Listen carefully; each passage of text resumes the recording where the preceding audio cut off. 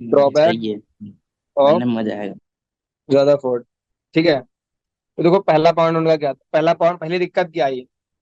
एक साइंटिस्ट थे जिनका नाम था मैक्सवेल। ठीक मैक्सवेल। है, एक साइंटिस्ट था जिनका नाम था मैक्सवेल।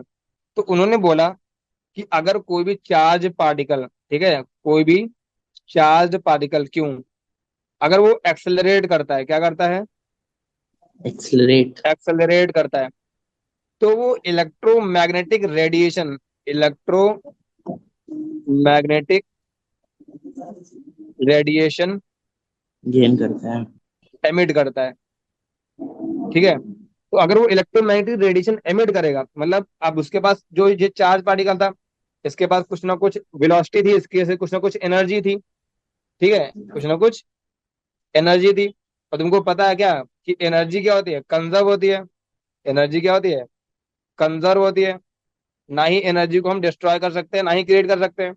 यानी अगर इस एक्सेलरेशन ऑफ चार्ज पार्टिकल से अगर कोई इलेक्ट्रोमैग्नेटिक रेडिएशन अगर एमिट हो रही है, तो अभी इस जो इलेक्ट्रोमैग्नेटिक रेडिएशन होती है, इसकी भी एनर्जी होती है। तुमने पढ़ा है, मतलब अभी आगे भी आएगा कि अगर न्यू फ्रीक्वेंसी है, उसकी एनर्जी क्या होती है, एच न्यू। ठीक है, तो ये एनर्जी है, इसके पास आई कहाँ से, जो जो तुम्हारा जो चार्ज पार्टिकल एक्सेलरेट कर रहा था ये दे रहा होगा। तो यानी चार्ज पार्टिकल के एक्सेलरेशन से क्या हुआ, इलेक्ट्रोमैग्नेटिक रेडिएशन निकला, जिसकी वजह से उसके पास कुछ एनर्जी होगी। इसका मतलब अगर तुम्हारा रदरफोर्ड क्या बोला कि उन्होंने बोला कि जो चार्ज पार्टिकल है वो सर्कुलर और सर्कुलर ऑर्बिट में रिवॉल्व कर रहा है।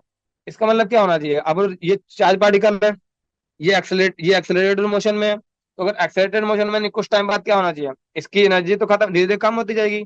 तो एक टाइम के बाद ये क्या हो जाना चाहिए, इलेक्ट्रॉन को क्या होने जाना चाहिए, खत्म होने जाना चाहिए। इसका मतलब क्या हुआ, इलेक्ट्रॉन शुड वैनिश। ठीक है, खत्म होना जाना चाहिए किसमें, यानी कुछ टाइम के बाद क्या होगा, ये जाके न्यूक्लियस में मिल जाएगा, गायब हो जाएगा।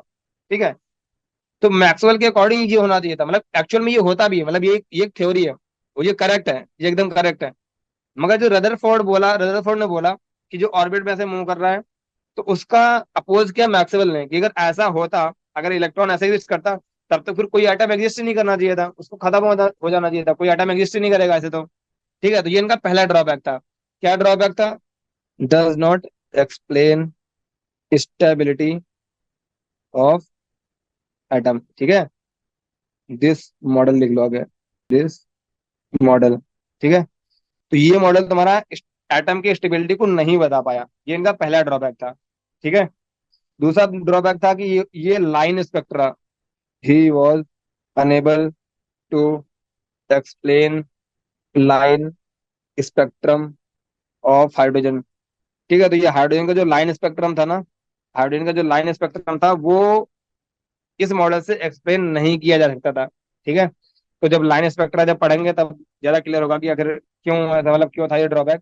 ठीक है, तो अभी बस याद कर लो कि वो स्पेक्ट्रम ऑफ हाइड्रोजन को एक्सप्लेन नहीं कर सकता था। ठीक है, तीसरा पॉइंट इनका ड्रॉबैक ये था कि इन्होंने इलेक्ट्रॉनिक स्ट्रक्चर के बारे में कुछ भी नहीं बताया, कि मतलब जो जो उन्होंने ये बोल दिया कि जो इलेक्ट्रॉन होगा वो ऑर्बिट में रिवॉल्व करेगा, बट कैसे रिवॉल्व करेगा, मतलब कौन से ऑर्बिट में कितने इलेक्ट्रॉन होंगे, मतलब कुछ भी अबाउट द इलेक्ट्रॉन। ठीक है, तो it says nothing about electrons distribution distribution ठीक है, तो उन्होंने इलेक्ट्रॉन्स के डिस्ट्रीब्यूशन के बारे में कुछ भी नहीं बताया कि आखिर कैसे डिस्ट्रीब्यूटेड होंगे। ठीक है, ये तो इनके तीन नहीं, क्या थे, तीन मेनली, तुम तीन याद रखो। ठीक है, तो मेजर ये तीन ड्रॉबैक थे इनके मॉडल के। ठीक है, कितना क्लियर है।